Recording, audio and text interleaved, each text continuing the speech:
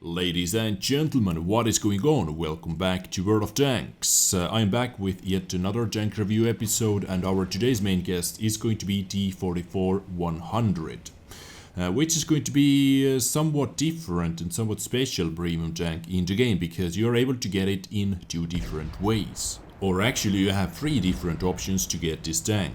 Option number one is to simply buy this tank from the premium shop. It is going to cost you 48.85 euros, and this tank is going to be in your garage. Option number two is you have to complete missions. You have to deal 150,000 damage and you have to destroy 150 vehicles. Doesn't sound that hard, does it?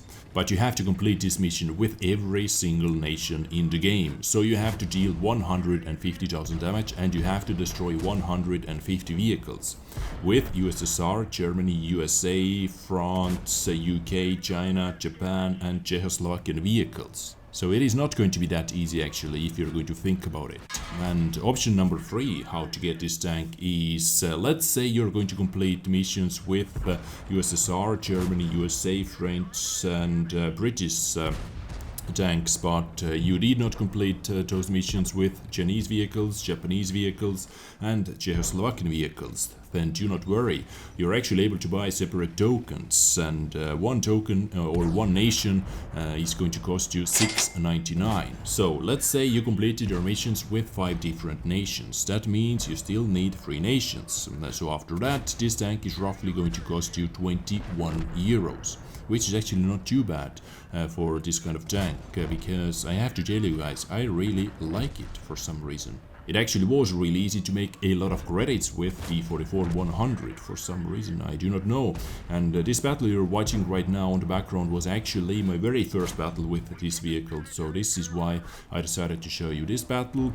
For the start, I believe for my first battle, not too bad.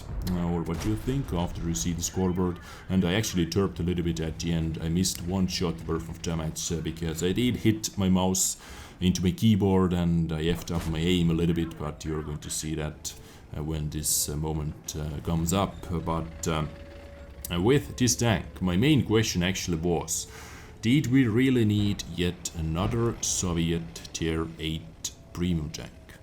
Tier 8 premium medium tank. Did we need it? I don't know. We have T-44 Mod 1 as well, and that looks almost exactly the same. I don't know. You tell me what you think.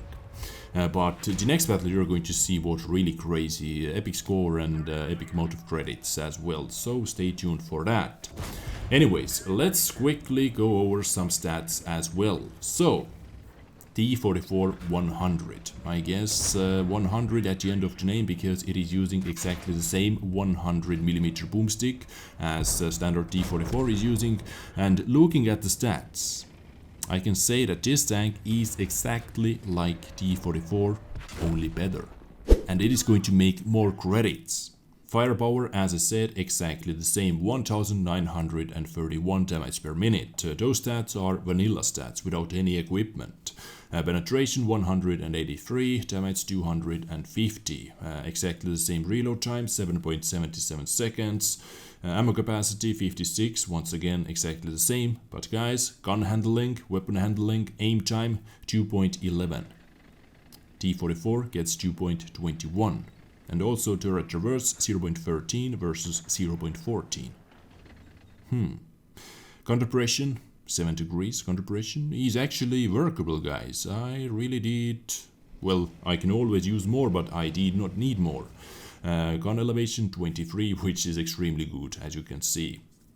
And if I'm going to compare this tank to the other Soviet Tier 8 premium medium tank, T-54 first prototype, then T-44-100 is a lot better vehicle.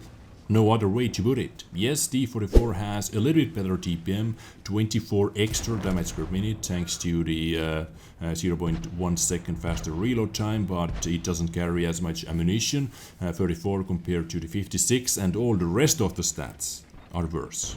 Gun handling worse, speed 44 compared to the 52, and actually mobility overall is yet another great thing about T-44-100. 52 top speed, traverse speed 20, but guys, check out the terrain resistance. This is awesome. twice as good as on T-44 or on T-54 first prototype. Crazy, isn't it? Really, it moves like a charm on the battlefield. Armor 90-75-45, exactly the same as on T-44, so do not expect too many bounces in tier 8. Even in tier 8 games you can bounce some tier 7s, some tier 6s, but you're not going to bounce too many tier 8s. And the special thing about T-44-100 is, or are those side skirts that T-44 doesn't have, so it is going to stop few heat shots, I guess. And overall, I have to say, I really do like this vehicle. I really do like T-44-100. And actually, guys, the main reason why I like this vehicle is the way you are going to be able to get it. You are going to be able to get it for free or for a really cheap price. For example, 21 euros, or if you're going to complete, or if you're missing only 2 missions or 2 nations, it is going to cost you around 14 euros. So 14 euros for this kind of vehicle is nothing, and this is what I enjoy the most about T-44-100. The fact that a lot of you guys are going to be able to get one seriously awesome tier 8 Soviet premium medium tank for free or for really cheap price. This makes me happy. Anyways, guys, this was the battle I was talking about before. I am going to be able to get one seriously awesome result out from this game. Matchmaking, as you can see, is really good. We have a lot of tier 8 vehicles over here, while I am top tier with tier 8 vehicle. This is what I would like to see every single time, because that means we have a lot of potential damage on the battlefield. And only one artillery as well, which is nice. We are going to be flanked, so I'm going to reposition. I'm going to get into better position so I can defend that side of the map. And I'm going to hide my hull because, guys, hull is what is going to get you killed. Only around 120 millimeters, 120 to 140 millimeters of effective armor. This is not what is going to protect you from Scorpion G and IS-3 and Indian Panzer, and I was pretty lucky there that IS-3 and Scorpion G are not focusing me. Going to track that Indian Panzer who's trying to run away or who's trying to get behind our lines with SB-1C. That little bugger SB-1C was actually able to do that. But the good news is enemy pushing didn't work. Scorpion G is already backing up, and the only target left over here is IS-3. I'm trying to penetrate IS-3's lower plate, but seems like I am not going to do that. Seems like I didn't hit his lower plate. Somehow. Pretty bad luck. But guys, believe it or not, but after 15 games I haven't fired not a single premium shot. After 15 battles, not a single premium shot fired. Not a single premium shot fired. I'm carrying 12 just in case, because this vehicle actually can face tier 10s, and for tier 10s and for some tier 9s as well, for example like E75, you need to fire premium shots, because 183 penetration is not going to be enough even for the lower plate of E75s. So you need to carry some premium shots.